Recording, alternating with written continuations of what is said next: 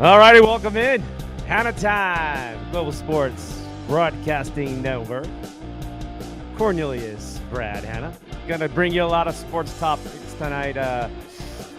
So much. And I got a boxing interview with Tyson Fury's sparring partner. Wow, loaded up. 2 hours. Can you hang in there with me? There's so much to give, man. So much to give. I'm gonna give you 30 seconds, though. Can you take 30? You got it. Let's count it down. 3, 2, 1, you go.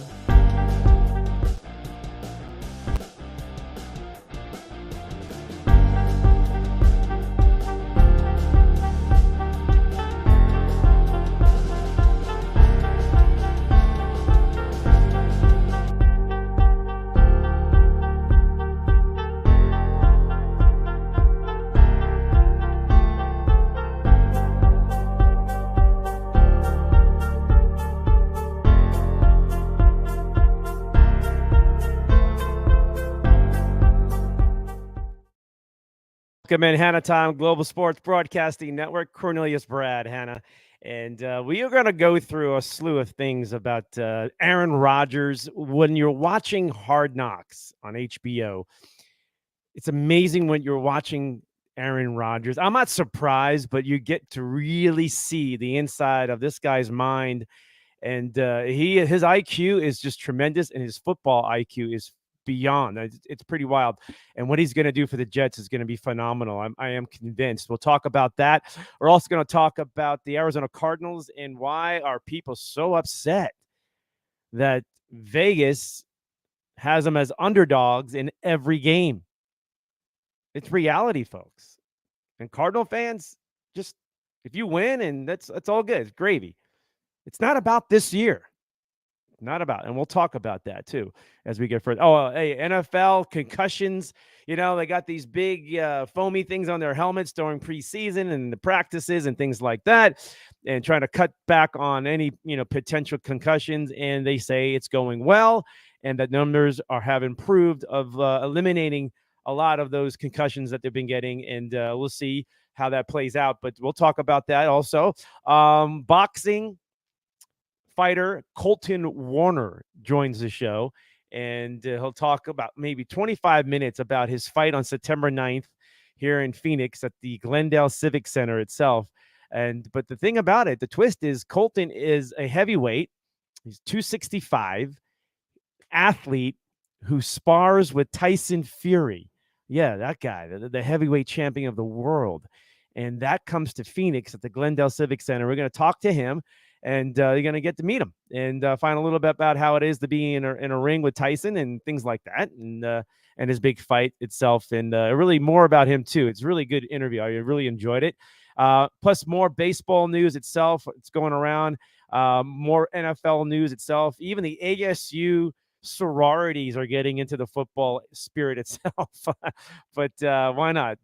The Big 12 and now it's the 16 conference teams, things like that. Also, twin brothers in baseball, pitching for one team and doing pretty good too. We're going to check into that a little bit. Baseball records after the trades deadline, the worst records and the best records after the trade deadline. You're going to be surprised, folks. And Messi, the soccer player, the great Messi. Argentina, no, he is Miami. He's playing MLS soccer itself, and he is wrecking the league with scoring like 9 goals in 6 games. And it's the $500 for a ticket. And you're seeing one of the greatest of all time. He's legendary stuff, folks. He's in America, and the fans are going ballistic in the country of USA, baby, because they can't get enough of him. And they're that much closer to seeing the great one. And he's great. And we'll talk about him and a fan. And fans are just doing whatever possible to get close up to him, to get a photo, an autograph. Just give him a hug. But anyway, he's pretty cool about it too. But the security people are not. But we'll talk more about that. And Mark Mancini, the Man coming up in about 12 minutes for about a half an hour also. So, and then we'll follow that up with the interview with Colton Warner after Mancini's out. It's right around 7:50. We'll play the interview with Colton Warner, the boxer itself. All right. Let's flow. let's flow into this. Let's get right into it with this guy right here, Aaron Rodgers, the most intelligent football player that I am convinced now is out there playing on the field, and probably maybe one of the most brilliant minds of football in the game ever. Uh, we've heard about it. When you get to see him play, if you focus on him, I was fortunate to be on the Packers sideline for a few games and was able to just kind of follow him and just see him and how his mannerisms and things, his confidence, his strength, and then when you hear him talk football, it's fantastic. And then we watch Aaron Rodgers on Hard Knocks with the Jets, and he's not playing any games. He'll will this weekend, I believe. But the fact that he's got the headsets, he's calling plays, and then on practices and just the interaction and everything else with his teammates, the IQ of this guy is phenomenal. And the New York Jets they're in a great spot. They got some fantastic weapons. I will tell you this much. Aaron Rodgers has the best weapons he's ever had in his career. And if he's on the downside, if Aaron Rodgers is on the downside, like people are just trying to throw out there, for one, you don't be surprised this guy has a magical MVP run year. Okay? Don't be surprised. Don't be surprised that the New York Jets are challenging for the division race, the title of the AFC East, and maybe the conference championship, or maybe even a Super Bowl. And you think you're crazy. No, I'm not.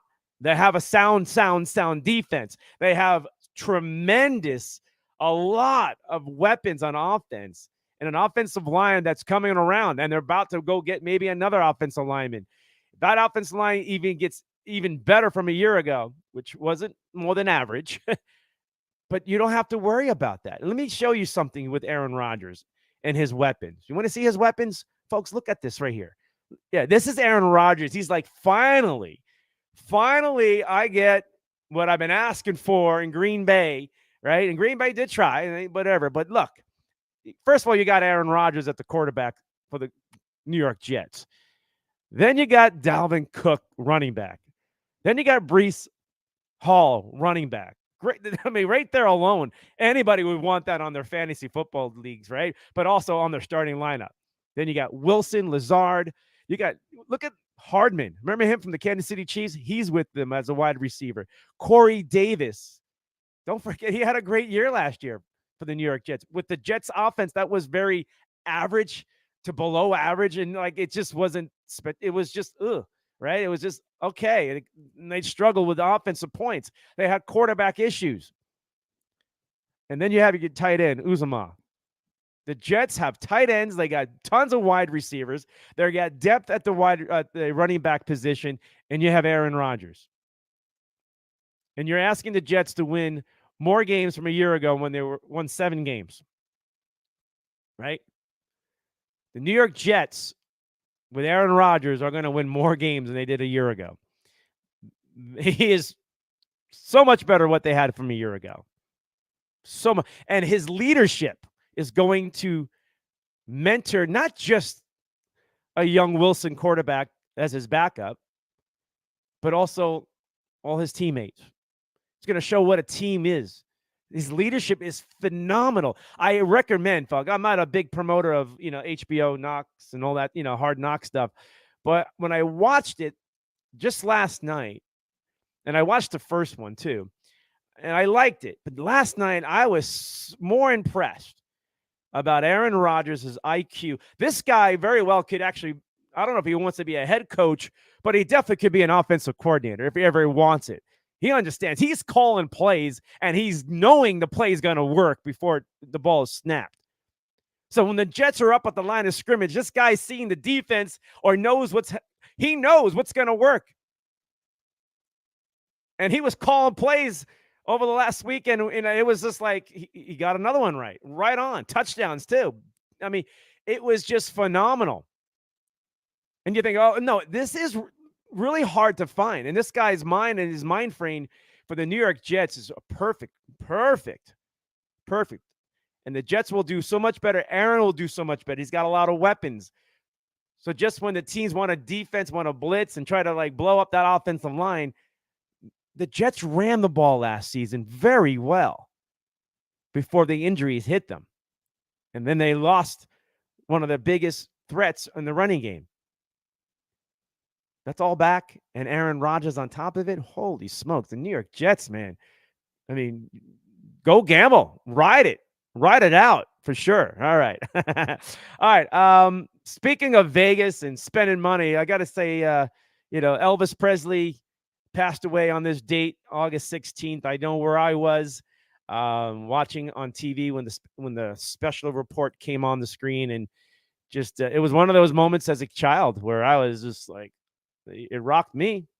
I was sitting with my dad, and it was just one of those moments I'll never forget. And I know we all have moments like that with certain things in our lives. And Elvis was an icon in Vegas itself, the big shows and everything else. And when you talk about big shows and the Cardinals itself, and fans are upset that nobody's giving them love, and we're going to shock the world. Well, it's nice to have hope and believe, but it is what it is, and we'll find out more about the Cardinals. But when Vegas has the Cardinals not favored in any of their games, that's real.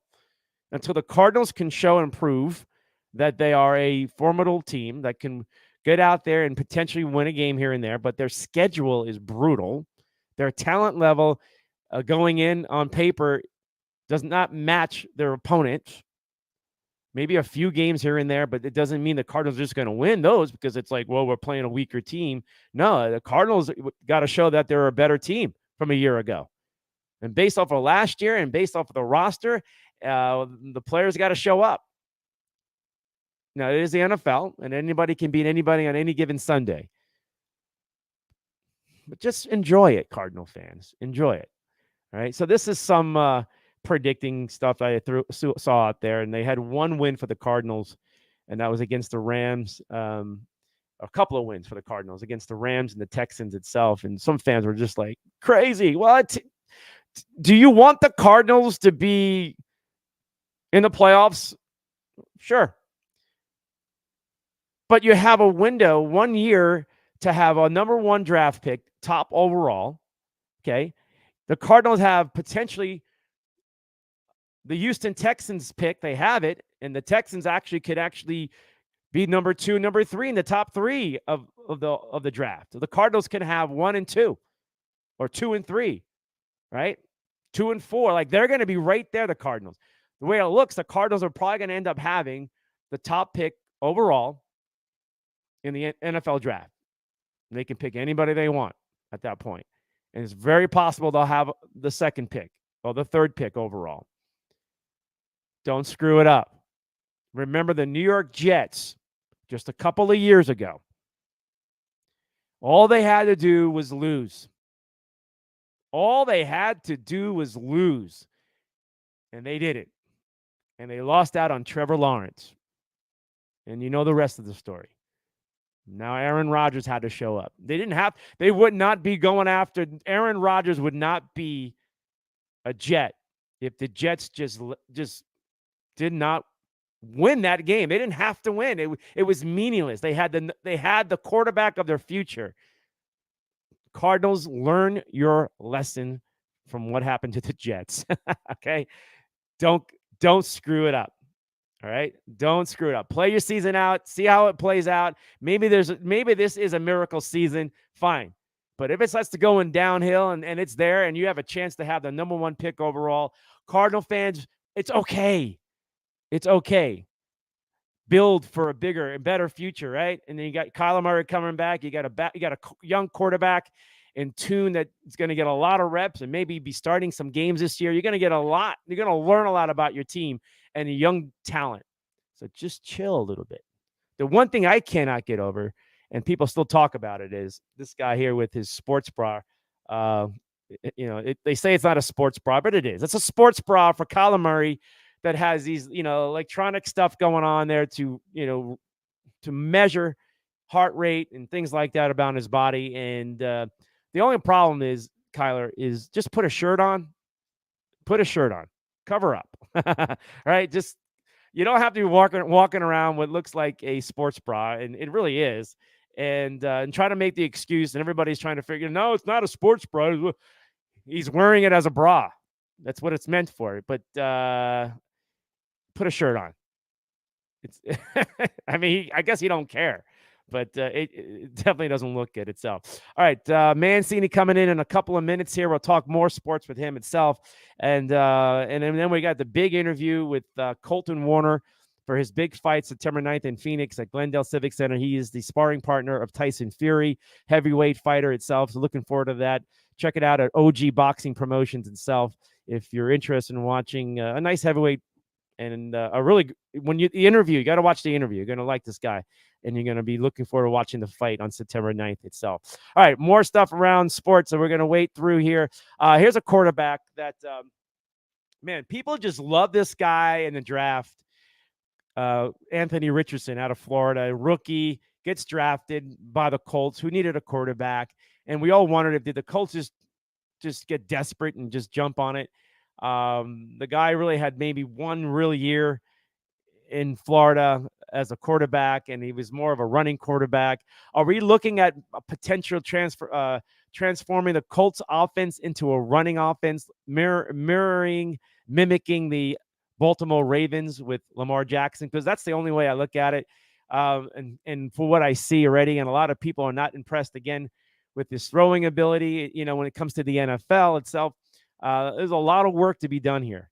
And but giving this guy all this love so early, I just don't understand a lot of these so-called experts or people who are just analyzing so much. Just look at the body of work, and this is the NFL. When you haven't really done a whole lot in college, and then you're just going to show up in the NFL stage, chances are Anthony Richardson is going to be more like a Lamar Jackson for the Colts than what they're trying to praise this guy like with this big arm. All right, we've seen a lot of big arms in the NFL, right? and they, it's just, the most successful big arm, legitimate elite quarterback in the NFL that won Super Bowls, John Elway, Terry Bradshaw, are like, we're talking big arms, okay? I don't think Anthony Richardson is even in that class, okay? But if he proves us wrong, all right, we'll all eat it up, okay? But at this point, Mark Mancini's popping in, and we got Mancini up to about 50 at the 50 mark here in the hour. Hey, how you doing, Mark? How you doing? Oh my God, the show that's sweeping Arizona, baby. My buddy just sent me a trash truck with the Yankee logo on it leaving Atlanta.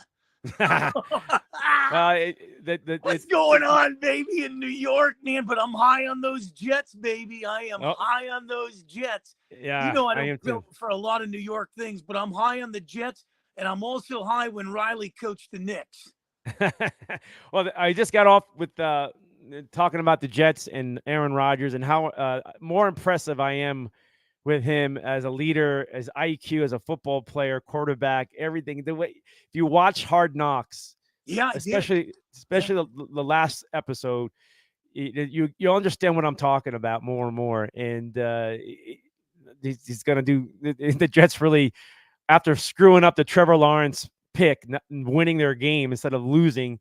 They would have had Trevor Lawrence, but now they have Aaron Rodgers for a couple of years. But anyway, we talked about like that. It. I mean, I love it, man.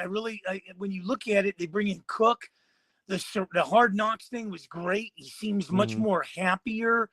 I made a prediction, and I'll say it right here too. The Green Bay Packers will have the worst with a capital W, the worst record in the NFL this year, followed by the Chicago Bears. And maybe the Cardinals. A lot of people thinking the Cardinals. Hey, you're going to be there tomorrow, man. They're playing all their starters. I heard the Chiefs are playing their starters. Well, the Chiefs itself are still going to be a formidable team. Obviously, the Super Bowl champs. Blow this up. Let's get rid of the preseason games. I can remember when there were 6 of them, full season, 20 games. Do all your cuts in camp. Let's get rid of the preseason, man. They're ripping people off left and right in the stadiums, paying $100 to see an exhibition with plumbers and salespeople playing. No disrespect, but come on, man. I don't need to see that. Do all your cuts in camp. 20 games. All right, Mark. I want to go back to the Yankee quote or quotes that you were throwing at me. Yes, there's a Don't potential trust. for the first time since 1994, I think it is. The Yankees are trying to be a 500 team or better. They have not had a losing season since, I think it's 92, actually, Yeah, 92, 93. It's been, wow, 30 years or whatever, 29 whatever years. So the Yankees, I mean, they're only one game under 500, but they can still pull it off. But they're playing the worst base, but they're one of the worst teams right now, and they can't get out of their own way. They just depleted talent. They got the pitching is hurt. There's like three starters that have been gone that they had penciled in. It's been a scramble. It's scrambled eggs, man. It's not even looking good. You can't even put toast on it and try to enjoy it. It's so bad. But there's 40 games left. yeah. Get Oddly in the enough, playoffs. And you there's know what? Roll the dice. We saw what the Padres did last year. yeah. The Dodgers buried the division. Padres got in there, took the Mets out, took the Dodgers out. So, I Yeah, mean, if I'm the Giants, if I'm the Blue Jays, if I'm the Red Sox, the Yankees, the Phillies, I don't care who's winning these divisions. I'm just geared up to just get take in. these guys out. Yeah. That's it. That's all you want to do is take these guys out in October. And we've seen the Dodgers win division titles. They're the best ever regular season team out there. But yet in October, they become a deer in headlights and they get railroaded. So, I mean, I tell this to Dodger fans all the time, and they tell me, well, anything can happen in October. But when you win the division 11, 12 years in a row, come on, man. You got to win it more than once. I And get you you. haven't won I that hear in you. 4 decades. It just shows you that the division itself is still hasn't, No. they've owned it, but 40 games to go, about 40 games to go. There's still room. And when you're only 2, 3 games out of a wild card spot, that's nothing. You just got to get Yeah. hot, and somebody's going to get hot in baseball. Yeah. The Diamondbacks are like the Yankees, man. They just fell off, man. It's like gone. Well, But you just got to get hot, get it going, find something, and all of a sudden you're going to be there the last week of baseball with a chance to get into the playoff, and that's all you can hope for. Not only that, Washington did that in 2019. They were horrendous in May. They made a roll. They rolled everybody, beat Houston in the World Series, took the Dodgers out before that. But if you're striving to get in the playoffs in the last week, which you made, which is a good point. Yeah. You're playoff ready more so than a team that blows out the division by 20, 30 games. Amen. Because they are not prepared. They can't turn it on.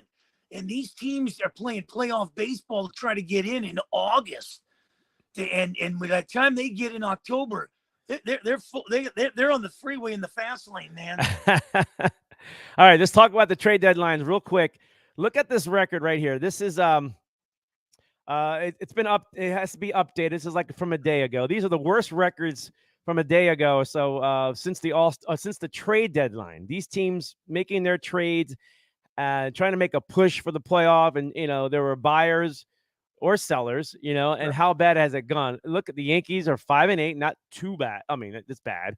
The Diamondbacks, the team that was in first, have had the worst drop off since the trade deadline, and they made moves, right? Even the Giants made moves. The Indians, right? The White Sox sold.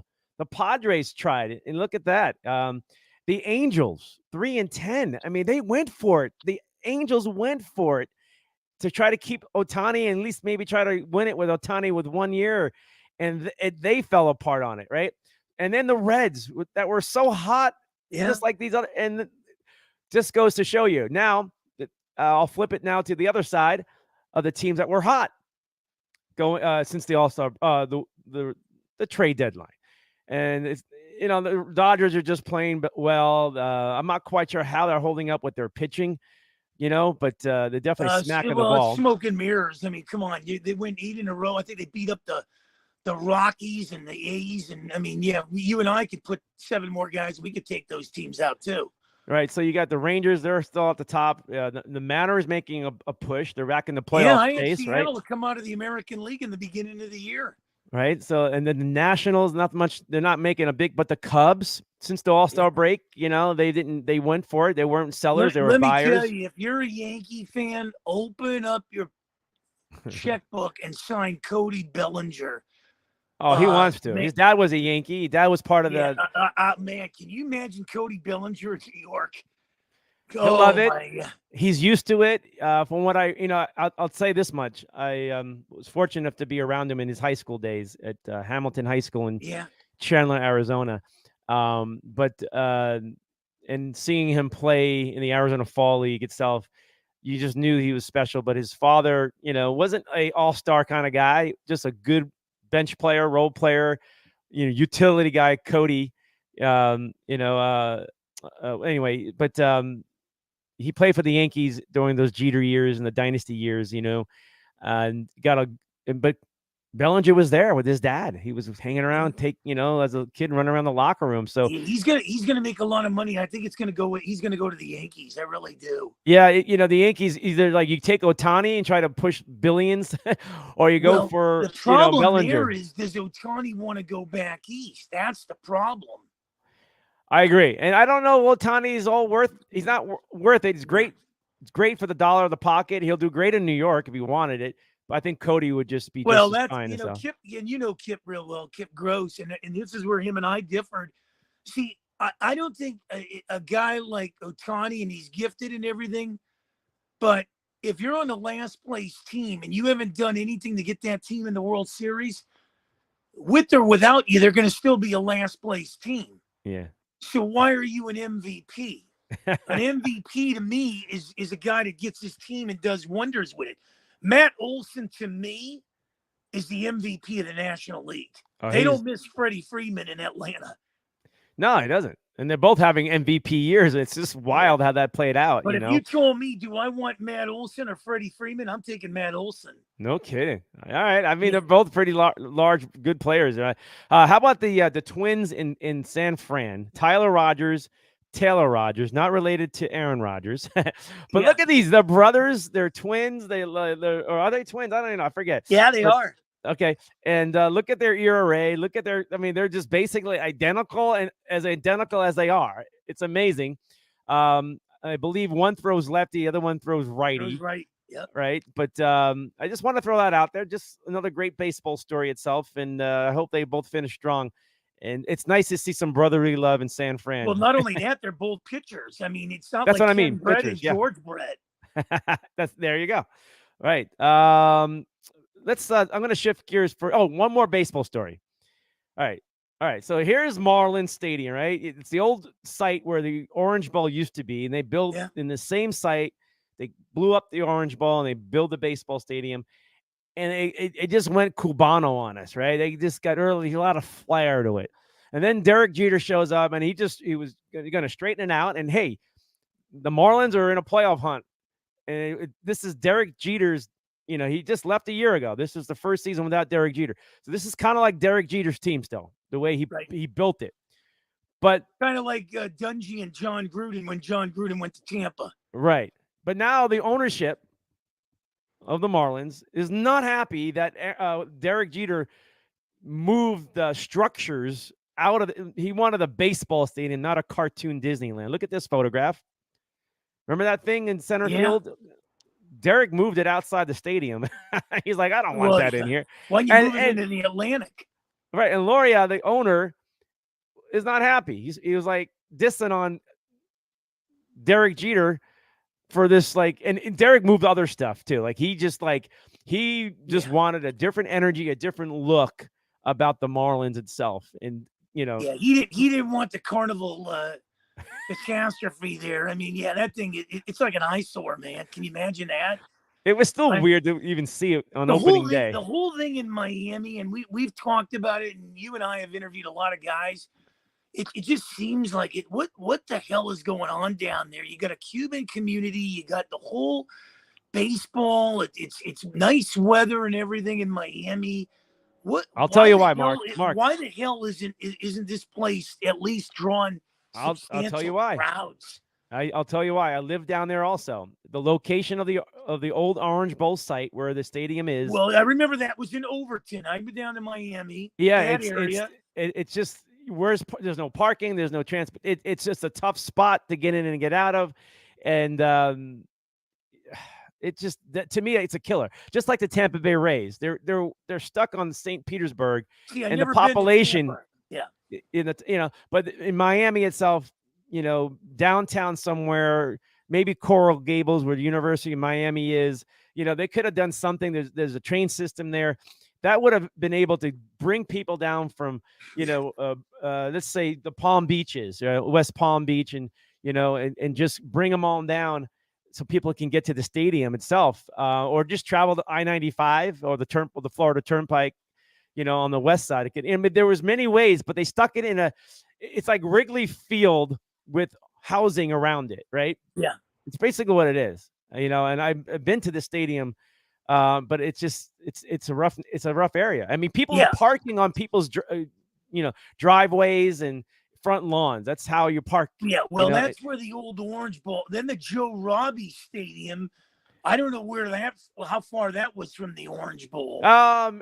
Well, Miami, that wasn't really Fort Lauderdale, Broward County. So right. It's more like, just across the Dade County is where Miami is. Right. Now the new stadium where they are now, where is that comparable, and is it hard to get in and out? It's hard because you got to go through the community itself. It's in a rough neighborhood. Not many people want to travel down there. And not to take a shot at the area, but it just hasn't really flipped into something special. It hasn't, so in other words, it's kind of like going to the south side of Chicago and coming out of Comiskey Park. Right. And it still has that, the Dodgers draw well, but we gotta do a show on the top 5 worst ballparks to get in and out of, and man, go at your own risk. I tell you, we gotta do that show, man. We have to do that show. And I can name a few. LA could be up there on that list too, man. Well, here's the thing about LA and nice weather, even in Arizona with the Diamondbacks. There's no excuse, right? You got indoor stadium. You're not in the heat. You got plenty of train transportation. It's downtown. It's a nice area. Right. But it's the weather. It's people in these warmer climates like Florida, like the Dolphins. When the Dolphins were winning Super Bowls, it was hard to even sell out the Orange Bowl. Dodger Stadium's in my top 5 as far as worst ballparks where it's situated. Now, I might get a lot of hate mail on that, but I'm going to roll with that because I've come out of there one time down the wrong street, and thank God I got out of there. It's tough. I'm going to tell you, Dodger Stadium ain't in the best area either. I think, is this just 2 ways out when you leave the stadium? I think it is, and if you go down a wrong street, it could be a little detrimental. But I think some of the worst ones, the South. I haven't been there, but I've heard Chicago's Comiskey Park is up there. That's Comiskey Park is right where the train system, like all the trains that come in. Like it's like in an industrial, like, it's nothing pretty. But Yankee Stadium, is in the Bronx, and people still showing up. It depends on the mentality. So but if you're in Miami, this guy is selling out stadiums though. Oh, Messi, the soccer player, he's selling out stadiums, and fans are going nuts. $500 to see him play. Tickets are just off the charts. He's bringing so much more excitement into soccer, the MLS itself. And I think he's bigger than Beckham was when he came in the MLS. Much bigger. We're talking. This is what Pele did to the NASL league back in the 70s, and bringing in now the attention of other players. This is what's happening. And I'm hearing more stories. Is that the European fans, the South American fans, they're watching Messi because they love him. That that's their guy, right? So they're watching MLS, and now other soccer players are looking to come to America to play. If Messi's doing it, right? So it's like, you know what? This is the same thing. What I always argue on the XM show with the LIV and all that. If somebody's going to offer you money, I'm not going to question where the money's coming from. Why should I? So Messi's coming. He's going to make more money in the States. And you know what? If he's a smart guy, which I think he is, he'll probably, cut some of that residual from the team he's playing on and get shirt sales and everything else. Why not? I agree. I agree. All right.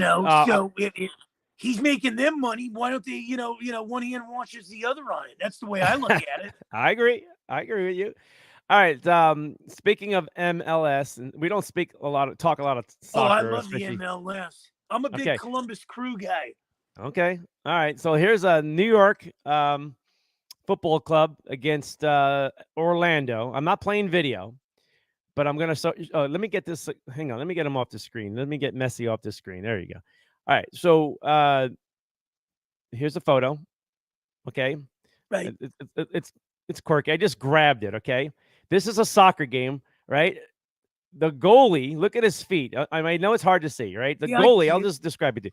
This is penalty kicks. It's overtime, right? The winner advances, right, into the playoffs, okay, itself, okay? So now, Orlando goalie just has to make the save. Just has to make the save itself. Here is a wild finish. I'm going to describe it to you, all right? I'll take this off the screen. All right, so you see the goalie there. He's about to make a save, okay?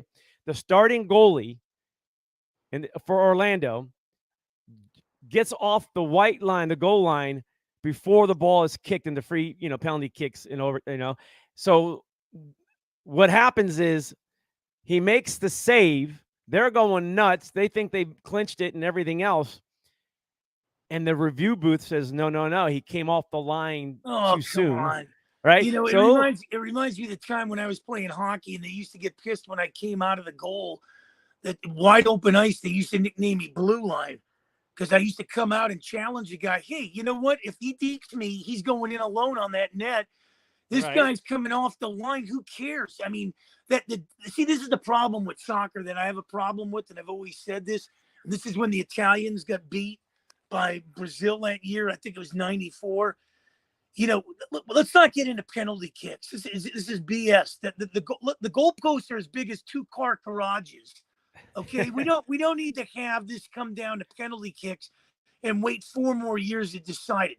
Keep playing until somebody drops and have backups. You got a lot of guys on that bench. Bring them in. Let's get this thing. Let's do it like hockey does it. Play all night. We've seen games go till 3, 4 in the morning, and then it gets decided. None of this BS where we're going to have goalposts as big as 4-car garages to decide something. It's not fair. It's a joke. Well, Mark, that's what's wrong with soccer. This I'll story, be the first one to say it. This story, Mark, does not end though. Yeah. This is the wildest thing I've ever heard of. So the rule book is the goalie who made the save that came up the line early gets a yellow card. Oh my God. But there's another rule there too. He got a red card from a ruling on this coming off the line. So he could not go back in net for the penalty kicks. So they bring Oh my God. So they bring in the backup goalie, right? And he's out there and he's getting ready to line up and all right, whatever. This is the problem, man. No, hang on. It's not done. I got to listen to it. Then the ref steps up to the goalie and goes, timeout. You can't be in goal. He goes, but I'm the backup. Well, you can only substitute. It's like there's a rule about substitution with players on the field and things like that. He couldn't sub in. They couldn't allow. So one of the defense players for Orlando had to go in goal. This is the truth. Had to go in goal to be the goalie because they had no other choice, right? Then here's New York. You think they're going to win, right? Boom. They score, right? They even it up. And then another goal, they're trading goals. And all of a sudden, the defense player makes a save. He made a save, like a miracle thing. And they go and clinch it. It's like the whole thing was just so complicated. Well, it's it's kind of in this is we saw horse racing kind of fall off the cliff. We've seen heavyweight boxing fall off the cliff with all the corruption, and this is what kills sports, man. And right. They're having this kind of crap in soccer, which is a huge sport, and now you're trying to get it really educated into the United States with the MLS and bringing all these European players. I mean, Right. we've seen baseball try to speed up a game and with pizza boxes on base paths. I mean, come on, and try to squeeze where you can't go over to first and all this. How the hell can you not see what's going on in soccer when you have a goalpost as big as 3-car garages, man? Come on, man. If you want to save a sport, it's gonna come up. It's kind of like in baseball now. I kind of look here and I kind of go, well, maybe we don't want to go to robotic umps. The human eye is still good. But when the damn catcher pulls a ball and puts it into the strike zone and the umpire wheels it a strike, come on, man. Well, Mark, Soccer. It's a let, joke. let's get into another topic about football, the NFL, and it is brewing, and it keeps brewing, and it's very possible with the pressure because they got a lot of pressure to take away the name of the Washington Redskins. Oh man! And now, with the new ownership, hey, with the backing, what a helmet, baby! Look at that helmet! Look at that! American Guardians Association, the Native American Guardians Association, the Native Americans Guardians of Association, the NAGA, is demanding the return of the Washington Redskins. Yeah, baby. That's what I'm talking about, man. That's what I'm talking about. Put it in their hands, man. So it's look at wild. the bowl logo. When you look at logos, and I love my Steelers, but my NFC team's always been the Skins. This is a bold-looking logo, man. Right up there with the Dolphins, the Raiders. You can knock. There we go, man. That's what we need. Don't you think so, Cornelius? Yes. I know a lot of natives who are not offended by it and actually are fans of the Redskins.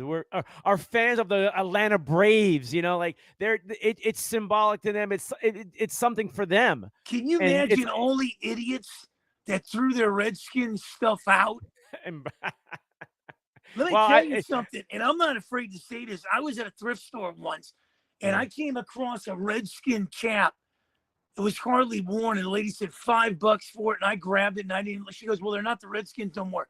I go, "Ma'am, they've only been around 87 years. Thank you very much. Keep the change."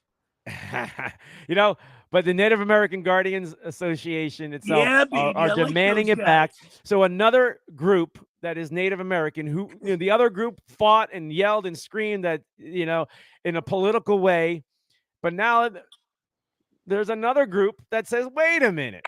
Let's bring it back. Let's get the Redskin back on and the Washington Redskins." Now, the new ownership will find out what they want to do, but now there's going to be other pressures for this to come back. The city, the DC area, those fans, those loyal fans, I'm sure they miss it.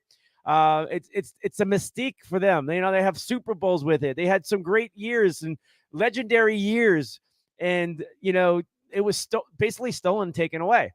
Yeah. And now that Native Americans are speaking up, saying, "Bring it back."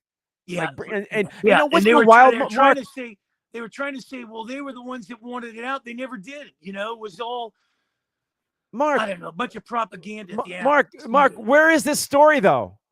Where is this story on the national media when this was all a big deal when they were trying to get rid of the Redskins? But now here they are with this story and nobody's talking about it. Like it's not that important anymore because it's not fitting their agenda and all that other stuff, right? It's so freaking backwards and hypocritical, right? Yeah. This is a story no matter which way you look at it, yeah. right? But the media doesn't even want to touch it.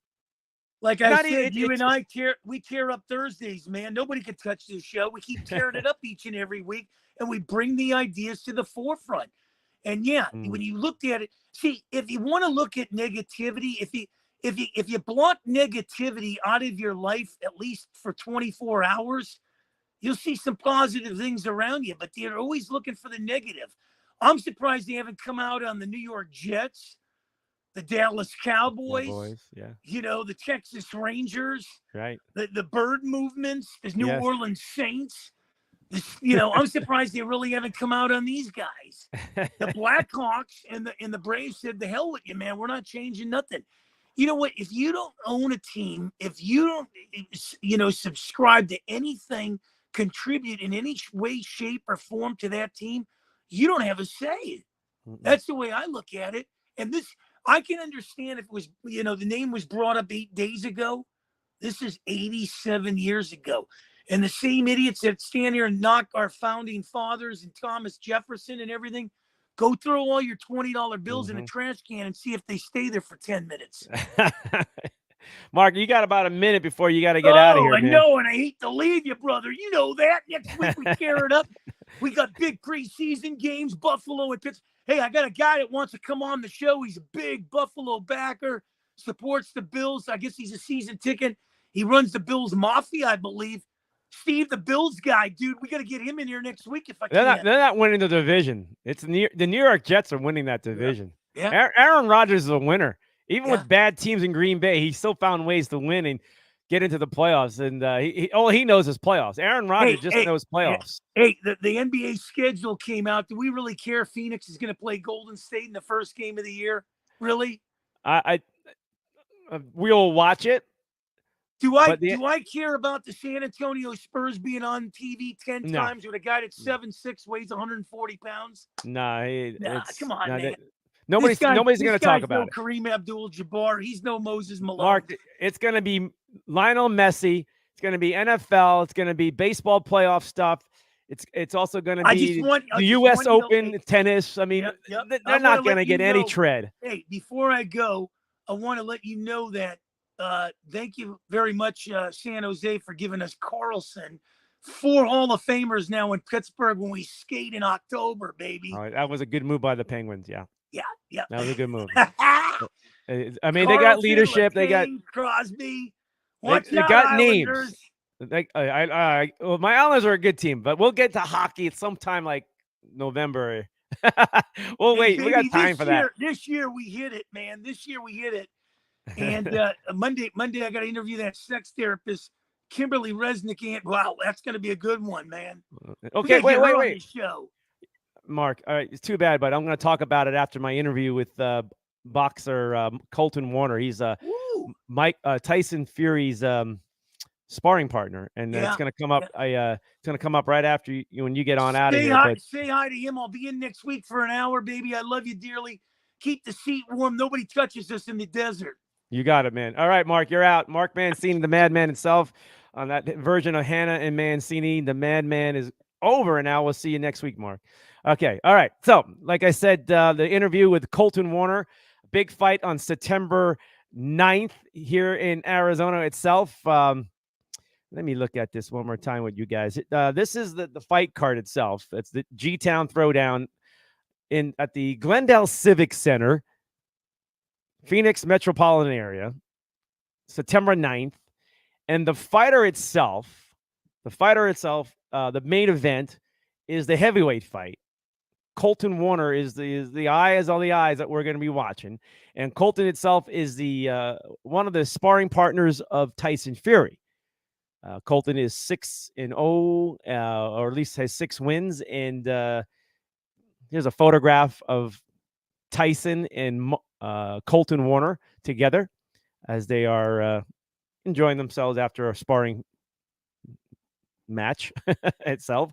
But anyhow, let's bring in our guy Colton Warner, living out of Minnesota, but they'll be in Phoenix in September, training and getting ready for his big fight itself. Our next guest is Colton Warner, boxer. He's 6-0, and they're actually 6-1, but we got to talk about that one loss here. But Colton Warner, welcome into the show itself. I appreciate you coming on.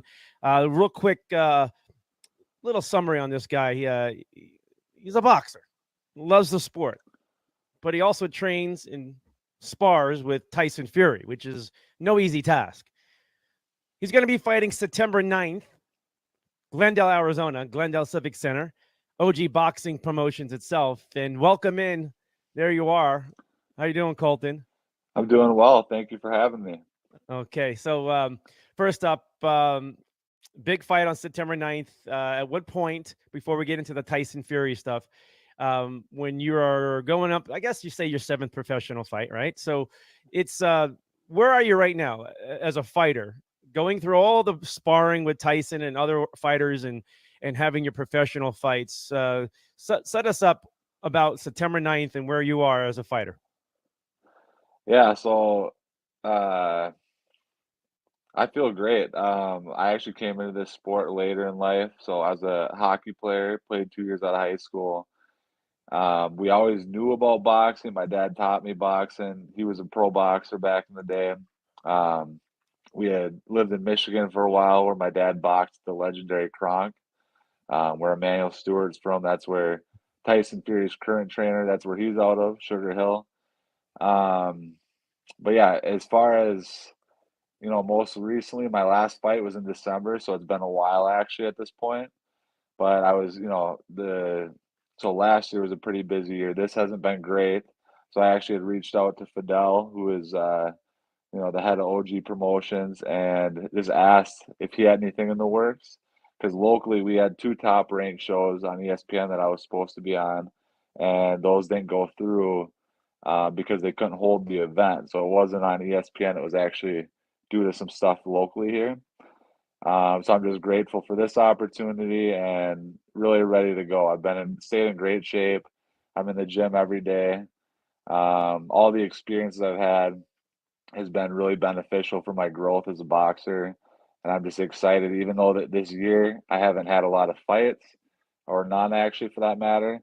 I've been in the gym consistently working with some of the best guys. So I'm ready to go for sure. All right, so you're 265 heavyweight. This is a heavyweight fight. Of Yeah. course, when you're sparring with Tyson Fury, you're a heavyweight, and Yeah. what Tyson's about your same weight. Yeah. Just give us some insight when you step in a ring with the heavyweight champ. I mean, that's Yeah. it's a heck of a resume right there. Yeah, for sure. We had actually gotten the call. So, like I said, we had lived in Michigan when I was young, and my dad always knew Sugar Hill, and we ran into him my second professional fight. It was on a Showtime card, and it was actually the first fight where there was no fans allowed due to COVID. So that was interesting. We were we were the very first people to do that. So Sugar Hill was there. My dad went and talked to him and kind of, reconnected. So I had boxed with a part of the USA boxing team, Jamal Talley, and then he had told me that when he has Tyson come over, that I could get working with him. So Tyson, fast forward now, he's getting prepared. He thought he was fighting Anthony Joshua at the time. So my dad and Sugar Hill had talked. He had told me to head out to Vegas, and I didn't know if it'd be, a temporary thing, or if I'd be in for the whole camp or what it would be. So didn't have a returning flight, went there on, I believe, a Tuesday, and yeah, we trained Wednesday. So we sparred the first day, then we trained together Thursday, sparred Friday, ran up Mount Charleston Saturday, and on Oh, that day, Tyson said that he'd like me to stay. So everything that was supposed to be for Joshua had changed to Wilder, and I remained in Vegas for that camp. So it was just a very valuable experience. Obviously he's the best guy in the division, and just learned a lot from him inside and outside the ring. And there's a reason he's at the top. He's a very hard worker, and it was just like the most valuable experience I could have had. mm. All right, September 9th is the big fight for you coming up here in Glendale, Arizona, which is basically the Phoenix metropolitan area of Arizona itself. And you're the showcase, man. You're the main event, basically, in the heavyweight fights. We love heavyweight fights. And so come on out if you can. I'll be out there, and a packed room of boxing fans. And, Phoenix is making a big comeback with their boxing scene also, with the fight game itself. So when you're in the ring with Tyson itself, just give us a feel how heavy his punches are. Because when you watch, Yeah, and, I'd like to know. yeah. I think with Sugar Hill, he's really developed good balance, and then in turn, you're gonna have better power. When you box all those like higher level guys, I feel like everyone does have power. You'll see people say, "Oh, this guy doesn't have power. This guy doesn't have power." They absolutely do. I mean, if you're over 200 pounds, you have power. You're a pro boxer. You have the proper technique. You know how to punch. you're gonna have power. When I first got in the ring with him, it was kind of like, I mean, I was excited to be honest. For one, I want to work with the best because I know that will in turn make me much better. Two, I think he's, just well-rounded, awesome fighter, great personality. So the second I was across from him in the ring, when I first stepped in, it was kind of, it was like a little, not starstruck. I was just like, wow, this is really, it was a big experience to me. I thought it was awesome. But the biggest thing that stood out to me was just how well-rounded he is. Yeah. I know the idea of him was, he's a good boxer on the back foot, he'd move around, but he can also sit inside and dig, and he can kind of fight any way he wants. He can fight right-handed, southpaw, Wow. he can fight inside, outside, and he's just, yeah, he really has everything. So it was just nice to learn from him, and Did spar him and just go through.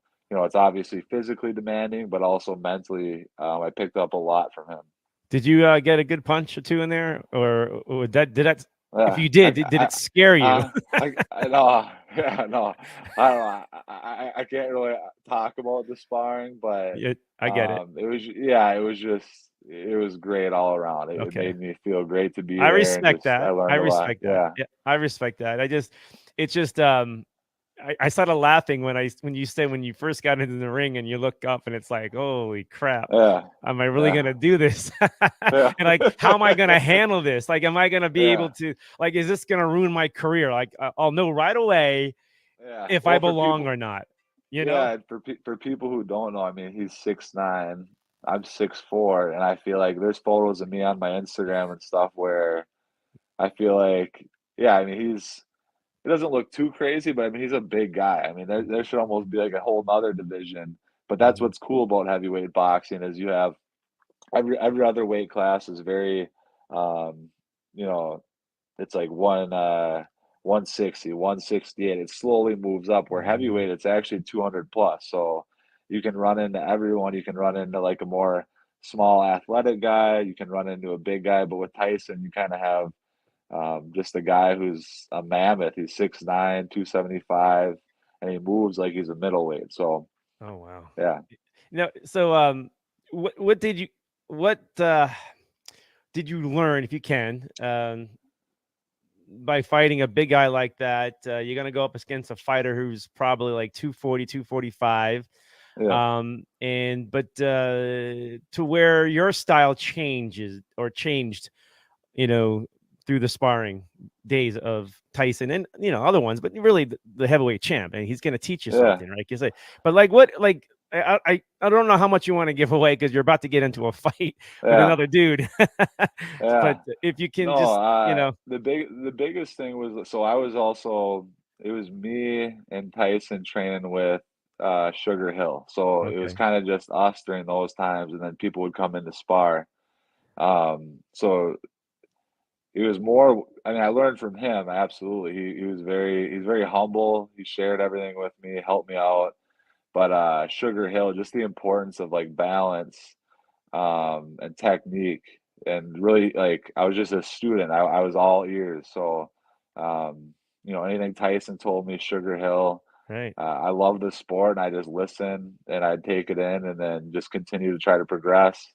But the biggest thing with like Sugar is like he just, if it's me or the heavyweight champ, it's balance and proper technique, and we just drilled that time and time again, and that sticks. I mean, that's a lot of times guys who don't have power, it might be because they just don't, they're always right, off balance. They don't have right. good footwork. So footwork and balance was the key, and just hard work. It was just very motivating for me to see. A lot of people think they worked hard, but then I realized, he worked. There's a reason that he's on top because he does work extremely hard, and it's also the small little things that are important. It's not, you don't like graduate to the next thing and then kind Right. of leave all the basics. In boxing, you got to stick to the basics. So just fundamentals, balance, and footwork, basically. All right. So The this is a importance of that. photograph. I got this photograph.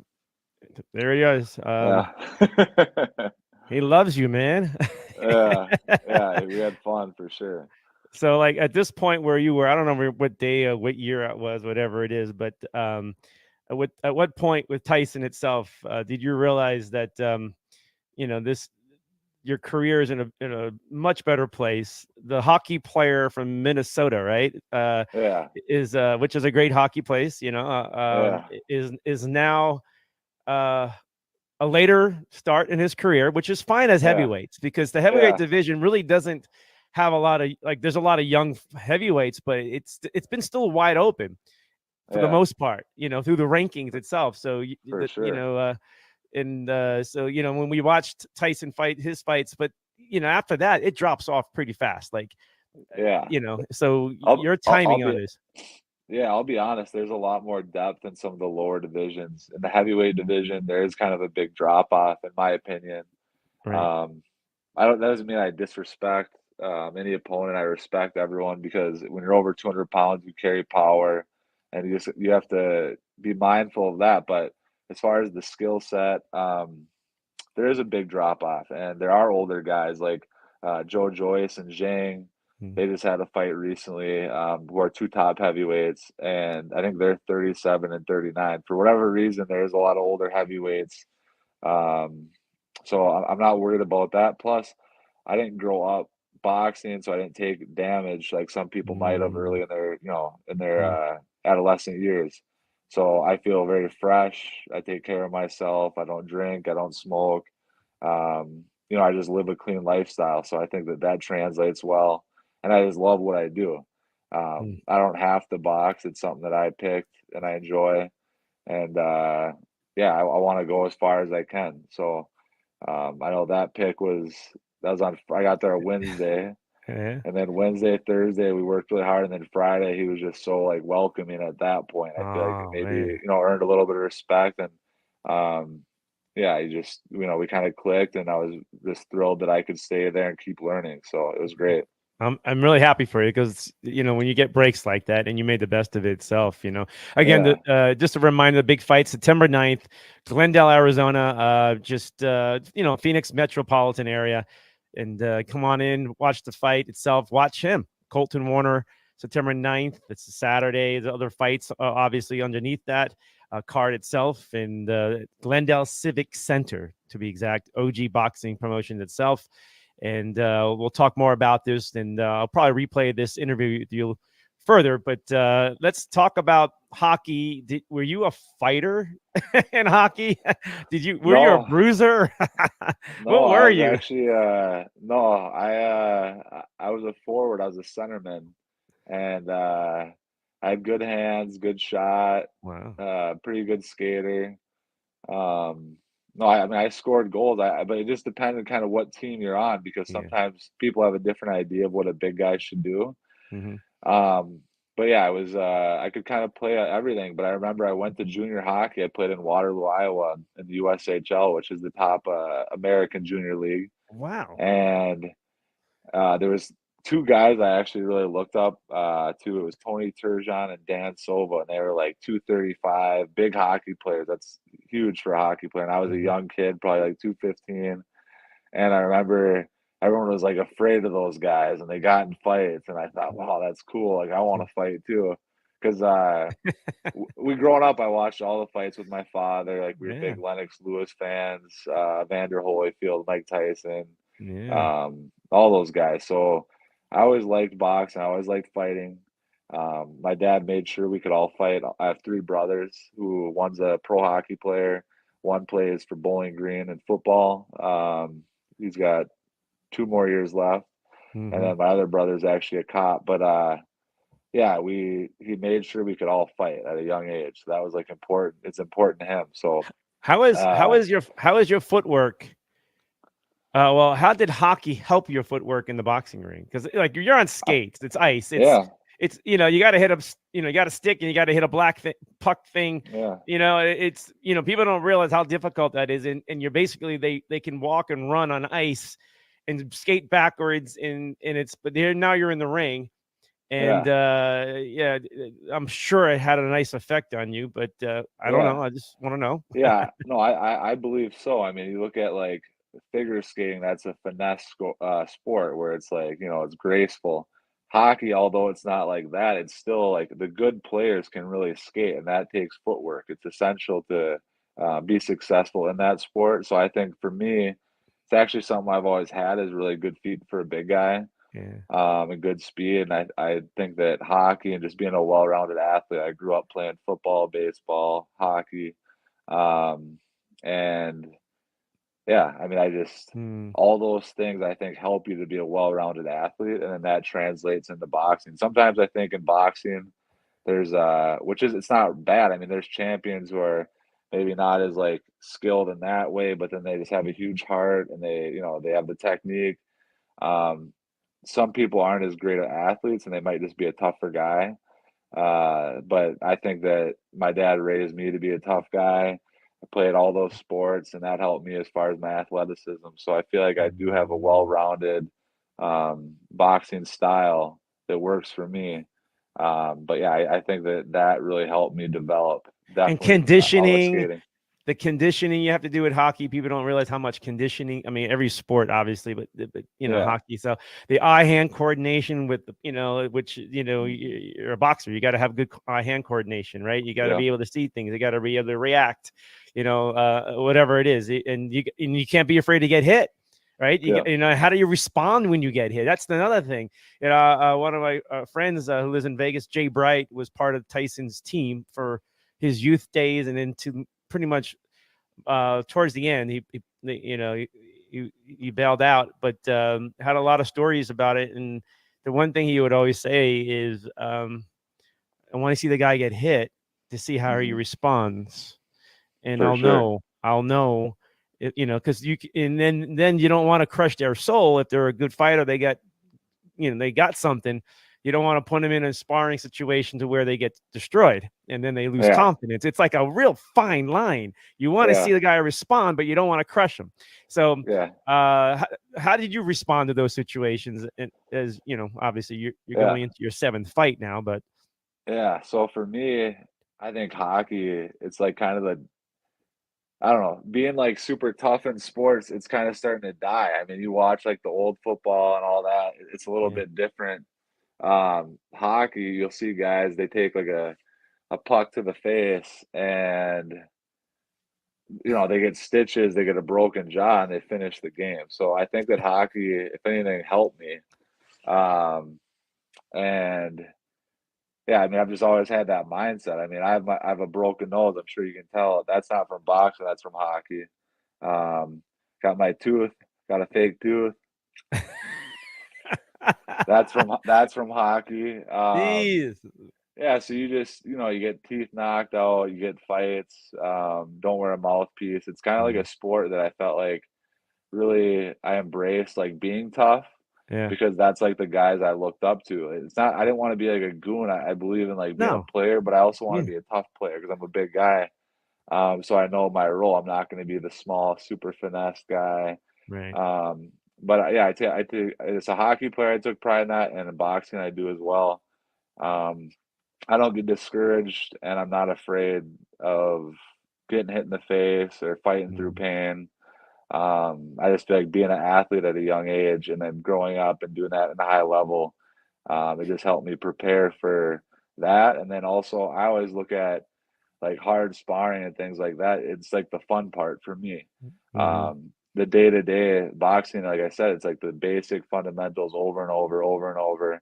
Mhm. And some people think that's boring, but I love living like a structured lifestyle. So I enjoy that. But to me, the fun part is getting to fight. So sparring, fighting.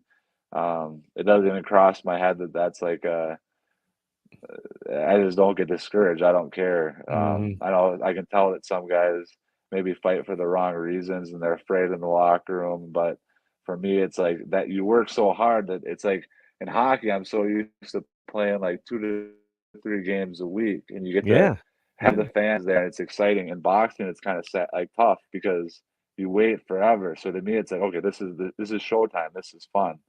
So I look forward to that every time. Well, I look forward to meeting you most likely after the fight. I don't like Yeah. your mindset before a fight. Any athlete, they got their ways and things like that. But I am very impressed with the fact that your mindset as a fighter is a true grinding. You're a grinder, a fighter, and Yeah, you could be. You don't have to be a small stereotype guy to be a grinder. The big guys are grinders too, and they're yeah, workhorses, and they get in there, and they get their nose in there, and that's the impression that I'm getting, and I know our viewers are getting. Your opponent on September 9th in Glendale Civic Center in the Phoenix, Arizona area itself. Uh, when you have fights like this, you get to see some tapes. It's not often you get to see them live somewhere until everybody gets more popular, yeah, and that's part of it. But you try to find any kind of footage and things like that. yeah, How difficult is that? Uh, to yeah, just show up to a ring, kind of have an idea about a guy, and like let's find out. And like the first round or two, are we just watching powder puff stuff, or yeah, are we gonna, you know what I'm saying? Because you're gonna try yeah, to figure out your opponent, yeah. his tendencies. Yeah, to be honest, I don't care about trying to find video, just for the simple fact that it can look different sometimes. Like you'll watch a fight and you'll be like, why isn't this guy doing this or why isn't he doing that? I think from the outside it can look different. Now there's like obvious things where you're like, oh, I think this will work. But if you prejudge too much, I find that it can look different when you're across from the guy. So Mm, for me, it's important not to prejudge too much. You can find a couple key factors, but I don't really watch the video. I'll probably watch like 30 seconds. I okay. mean, honestly, I'll let my dad watch if he wants. He trains me. But I just see like how he moves. I can watch like a round and I'll probably watch like a little more when we get closer, but just I try to find like a couple of tendencies that I think I can capitalize on. Um, but at the same time, I feel like I can adjust really well. So I like to just see what he brings and then just kind of make him fight at my pace. And then, look for those couple of things, but I'm not going to just focus on that because you can get so stuck with your mind on something that you miss Hmm. out on other opportunities. I'm leaving this photo on there because it just correlates everything that you've been going through, and now you're getting Yeah, more boxing fights, and probably got a couple a year, maybe 3 a year. You try to yeah, put a bunch together in 1 year, so your record gets good, and you keep winning, and then all of a sudden yeah, somebody's going to give you a bigger stage to fight on, and yeah, itself. So, but again, Colton Warner is with me, boxer, heavyweight fighter. He's 6-1, but his only yeah, loss came to a disqualification after he, I don't know if you hit it behind his head accidentally or not, but yeah, there was a complaint and they disqualified you because the fighter said, I can't continue. And mhm, then we find out later that the other fighter did the same thing in his next fight. So, but yeah, they still want to give you the loss. We know it's useless, and nobody's really going to yeah. see it once they know your story. But 6 wins, going for your seventh on September 9th itself. How I know you're excited for this, but uh, where do you want to be? Like, say a year from now, Yeah. like No, you for got to have sure. that dream, right? You got to have that Yeah. vision. No, I'll be honest. So if I do anything, it's not just to take part. I want to really do well and succeed in everything. It doesn't mean just even this sport. It's just anything. So for me, I wanted to have like 5, 6 fights this year. And like I said, this is my Mm, first fight, which is disappointing. mm, The previous year I had like four.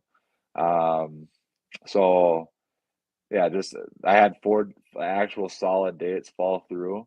mm, 2 were due to opponents, and 2 were due to it not working out with getting top rank up to Minnesota, kinda on Minnesota's our venue's end.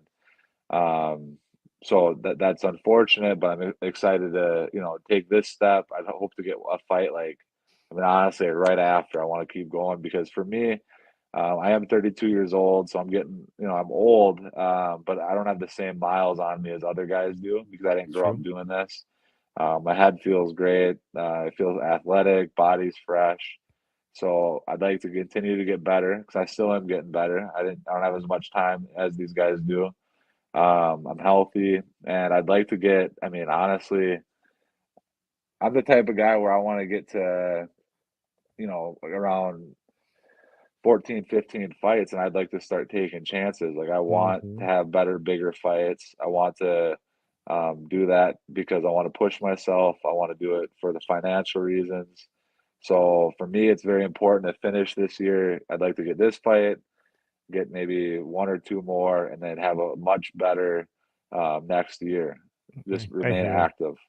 You know, your clock's not ticking in the way of, because the heavyweight division, you know, the depth of it, the rankings of it, you can move pretty fast and quickly. And we've seen some Yeah, fights over the years, besides the Tyson fights, Tyson Fury fights and stuff, where but we miss it. We miss the heavyweight yeah, division itself. And I know a lot of people.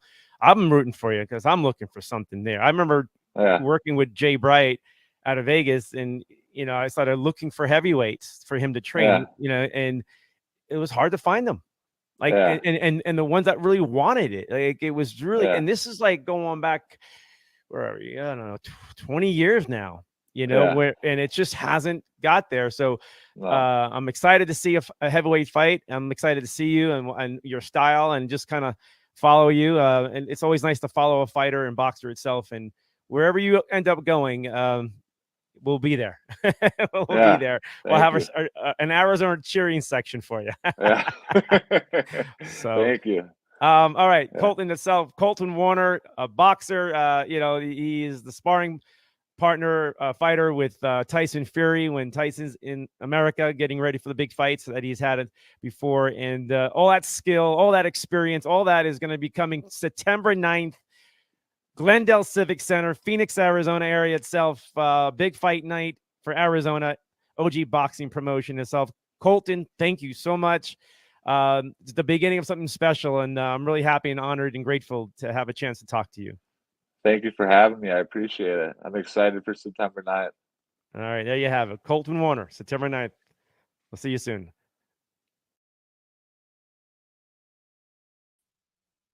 All right, there you go. What a great interview. I enjoyed it with him too, especially learning more about him and his career, his life. He was a hockey player. He was a hockey player, and all those skills and that grinding and physicality you get with hockey now goes into the boxing ring. One more time, folks. September 9th, it's the G Town Throwdown. There are already 6 or 7, I believe, fights on the card itself, in the heavyweight fight itself, the big one, the big primetime one, with Colton Warner, who is Tyson Fury's sparring partner. And you just got a chance to meet the guy in my interview with him, and we'll replay this throughout social media too, his interview itself. All right, folks. Well, just a few more minutes before we wrap up Hanna Time. Cornelius Brad Hanna here on Global Sports Broadcasting Network itself, and let's roll into what happened right here. Baseball, Major League Baseball banned, kicked out a sports bettor from all Major League Baseball games after winning 10 bets in a row. Is this fair? Time investors, there has been chaos this weekend with the MLB community, as a professional sports bettor has been banned from all future Major League Baseball games. Here's why. The sports capper that goes by the name of Connor Stips, was banned from all the games after predicting the outcome of 95% of the last 50 baseball games. And they said, like, why does baseball even care? Because of the dollars, folks. They're making money also on the gambling. They're involved. They're all in bed with each other. So this dude, who is just freaking phenomenal in baseball, and making bets and making people money and just putting it out there, and he's rocking it, and he's winning 95% of his baseball bets out of the last 50 games of the season, the last 50 games of the baseball season. So we're going back into June, basically, right? No, we're August. Yeah. But still, folks, the guy was rocking it in Major League Baseball. Freaking, my goodness, they cut him out. They forced him. You are not allowed in our stadiums. I mean, are they afraid he's going to fix a game or something? No. Or did he? They just didn't like the fact that the guy was winning. This guy's got to be millionaire, man. You just can't. Or does he know something? Or is there something that he figured out? And you know darn well when you're in a casino and you're playing at the tables and you're rolling, they switch in like, a new car dealer, right? Or you get a little, like maybe they try to force you off the table. They don't want to lose. So why is Major League Baseball so worried about a guy making bets on games who is kicking ass on winning his bets, helping others win because that's what he does for a living, and baseball steps in and bans him? Think about that. Why do they even care? Because they're involved too. Baseball's involved. Like the casino, man, right? The, they show up at the table and they try to get you out of the table because you're kicking ass and you're winning. They don't want you winning. They want you to lose. So same old, right? And I love it. I love that the guy did it. All right. And this is what you get if you want to bring sports and gambling together, right? And you want to get your greedy hands in on it, sports teams and sports leagues, right? Well, this is what's going to happen to you. There's some amazing sports cappers, guys who make bets, guys who make this out of a living. There are guys who are really wealthy from doing this, and guys who are just making a really good living. They're all over the world. This is what you open the door to. You open the gates for that. I think this is a great story. That was a great story. Once again, this guy, sports gambler, right? Makes money helping people out win bets too, but 95% of the last 50 games in baseball, he has won, and they banned him. Baseball has banned him. There's another group out there that should never get banned, right? The greatest sorority houses or groups are right here in Arizona at Arizona State. The Devils. These young ladies are all pumped up for Saturday football, right? They got excited about what's going to change a year from now when they all move over to another conference. When somebody asks you what you're proud to be on a Sun Devil, well, it's Saturday in Tempe, and it's a party town in Tempe also. So go Devils. I just want to give these ladies a big ding, ding, ding. Come on, let's give it up to the ladies. All right. The sororities itself, they're all pumped up for college football, which is just a few weeks away. College football. And those ASU sorority girls are all psyched and jumping up there, I hope. But if you want to see the map of the Big 16 now, right, what's going to be, unless they're going to add more teams. But this is now the new conference from a year from now. So ASU and U of A jumped on board. They're also part of the Big 12. Now it's going to be the Big 16. All right, so here's the map. It's kind of scattered a little bit, University of Central Florida down there in Florida, in the Tampa Bay area itself. You got Cincinnati and West Virginia there, more in the Midwest East area, I should say, more east, right? And then you have Iowa State out there, and then everything in the flyover states, right? That's where pretty much the Big 12 was all about, right? CU, Colorado's there now. Brigham Young is there. Utah, that's a great rival between Brigham Young and Utah. They get those big rival games in the Big 16, which I'm going to call it now. You got ASU and U of A. Their rival continues in the conference play itself. Then you're down in Texas itself. You got Texas Tech itself. You got Baylor, right? You got Houston. Right? Oklahoma State's in there also. And then you got Kansas and Kansas State. So you got some nice rivals, right?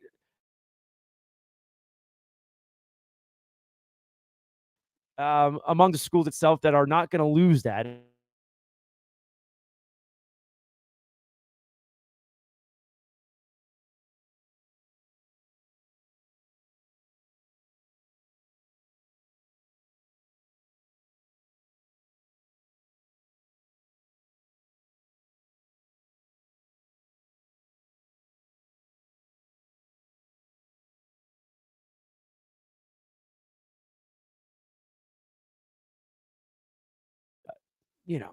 the national championship. So the mega conferences are definitely on their way. The Pac-12 itself has got one more year to figure it out. And how crazy and wild is this, folks? The Big 12, which will be the Big 16, is going to have their conference championship game, in Las Vegas. And that's pretty much what the Pac-12 has been doing, is utilizing Vegas for their big games, right? And now they're pretty much going to get kicked out, and they're being stomped on, and the Pac-12 is pretty much done, because I don't know what they're even going to call it, and who's going to come in. All right, so it's they got to figure that out, and from what I understand, had a lot to do with money, and a lot to do with exposure, and the live streaming of the Pac-12 network did not go well. They thought they were ahead of the curve, and it didn't curve. It didn't curve for them, and they lost out. And the exposure that the Pac-12 was hoping to get through a live streaming aspect, technology-wise, they didn't really get on board with the network, the TV networks itself. They got on ESPN here and there because they're on the West Coast, and other networks like Fox. But overall, they never really got hooked up to have the big TV contracts like the other conferences have itself. And enough was enough.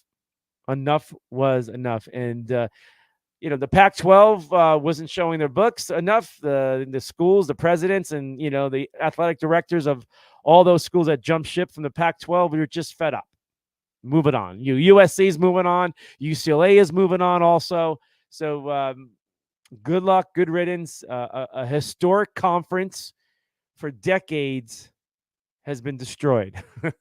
I remember having a conversation with local Channel 12 sportscaster Bruce Cooper back in the 90s, way back, and over at Channel 12 in the sports department. And I'm talking, and I told him the SEC is the shit, man. And he's like, no way. And we went back and forth, and and then back then the Pac-12 was still holding on to some great stuff, right? But I saw back then that it was not the same, and that the best football was coming out of the South, right? Especially the Southeast, right? And it continued, and it became a mega big conference, as you know. That alone killed the Pac-12. Basically that's what did them in, over time. And if you weren't able to compete on the higher level and be on the bigger stages, go join them. Where the money is there, the conference contracts with the TV networks are there, everything else. Pac-12 didn't really have all that. They were on TV, but they weren't locked in, and the dollars weren't coming in, the TV contracts, the money that you get from the TV networks too. I mean, all that makes sense. It's unfortunate. But the sorority girls at Arizona State, they're ready. They are ready. All right. What I got left for you here? Is that all I got? Let's see. At the top of the show, I talked about Aaron Rodgers, how impressive I am more and more with this guy over the last few years. Just he's an IQ genius of football, especially now he's a quarterback for the Jets. The Jets are in good hands, man. The New York Jets. If you watch Hard Knocks on HBO, there's only 2 episodes. The one from Tuesday night, the last episode, really impressed me more about Aaron Rodgers with the headsets on, calling plays. He was calling plays that he knew were going to be awesome. Like they were scoring touchdowns. Like the guys are going to be wide open. He knew he had it all. He had it. The guy was like futuristic kind of. So now that he's the quarterback of the Jets, and that's what the Jets get on the field. They get that quarterback. Now they get him for a couple of years, right? But the Jets have weapons. Did you see the weapons? I showed at the top of the show. I'm going to remind people. Besides Aaron Rodgers, with everything he's got up in the dome and in his head and this greatness, he can still sling the ball. He can still manage a game. He knows the game. He's in great shape still. And all he has to do is throw the ball, and guys are going to be open. Look at that. So you got Dalvin Cook now in the backfield. You got Breece Hall. You got Carter, another running back, not on this list. They got a running game. They had a running game last year, the Jets. Then you had Wilson. You have Wilson, the wide receiver, great rookie year. Lazard came over from the Packers. That was one of his favorite targets from a year ago. They know each other. Then they get Hardman, Nicole Hardman Jr. from the Chiefs. The guy had a nice run with Mahomes. Knows a great quarterback. He fits very well. Then you got Corey Davis. Don't forget about him and the year he had for the Jets last year with the team that was struggling a lot on offense, but still had a very good year. The Jets are loaded, and they have a tight end, Uzama, another one. They are loaded, and they have depth and all the weapons they need on offense for Aaron Rodgers. That offensive line, average at best from a year ago, has improved, and I know that with Aaron Rodgers there, it's going to help that offensive line. Sometimes a great quarterback who knows what he's doing and gets the ball out helps an offensive line. And defense are going to have to do a lot more work to stop Aaron Rodgers, that running game, and all those weapons. This is the best weapons that Aaron Rodgers has ever had. A balance. He's had some really great ones, but never this loaded. He's finally got what he wanted that he asked for in Green Bay. Aaron Rodgers, man, I'm looking forward to what you're doing this year. I will not be surprised if the Jets win the division in the AFC East. I won't be surprised if they actually get to the conference championship game. And Aaron Rodgers has gotten to a lot of conference championship games, but that was in the West. That was in the other conference. The American Football Conference is a lot tougher. But don't be surprised if Aaron Rodgers will lead you down there, the New York Jets, to the conference championship game itself. About a week from now, maybe 2 weeks from now, I'm going to come out with my updated version of playoff teams and AFC, NFC, and who's going to get to the conference championship game. I have it pretty much set. I've mentioned it already. I'm making some changes here and there, but I'm pretty confident. I know the Jets are going to be there. There's no doubt in my mind that they have a really good defense too. They're just a really good team. So don't be surprised, folks, because some of you thought Aaron Rodgers was done. No, the Packers were done, not Aaron Rodgers. Not Aaron Rodgers itself. All right. Concussions in the NFL itself. NFL says positions wearing Guardian caps saw 52% decrease in concussions. So the cushion, squishy helmet coverage that you've been seeing throughout, all the video you've been watching, if you've been showing up at the football camps the last few weeks, watching your NFL teams, and you've been seeing this, smart move, and, it is preseason stuff. Don't want anybody getting hurt. And, the NFL does not want lawsuits after lawsuits with the mental health of athletes and football players when their careers are over, and they're doing whatever they can. So this seems to be working from what they said, a 52% decrease in concussions. But we don't know who's taking the polling and how they're measuring it and all that. But I'll take it and trust it, and we'll see how it plays out in the future. But that's a good sign. And last thing, but not least, as we're going to head out of here, let's give one more much love to Elvis Presley. Elvis Presley passed away on this date, or on August 16th, I should say. Today's August 17th.